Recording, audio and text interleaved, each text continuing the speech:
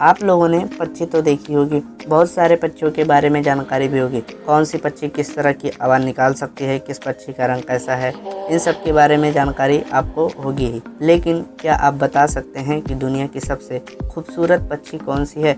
यदि पता है तो कमेंट में ज़रूर लिखें, यदि नहीं तो चलिए मैं बता देता हूँ। गोल्डन फिएसेंट यानी गोल्डन तीतर, जो कि दुनिया की सबसे खूबसूरत पक्षी है। गोल्डन तीतर की खास बात है कि वह अपने शानदार रंगीन पंखों के लिए प्रसिद्ध है। उनके पास लाल के साथ एक सुंदर सुनहरा पीला शिखा है और यह गोल्डन तीतर पश्चिमी और मध्य चीन के घने जंगल और जंगलों में रहते हैं। ये जानकारी आपको कैसी लगी चैट सेक्शन में ज़रूर लिखिएगा और ऐसी जानकारी के लिए हमारे यूट्यूब चैनल को सब्सक्राइब कर लीजिए, वीडियो को लाइक कीजिए, शेयर करना मत भूलिए। मिलते हैं अगले वीडियो में।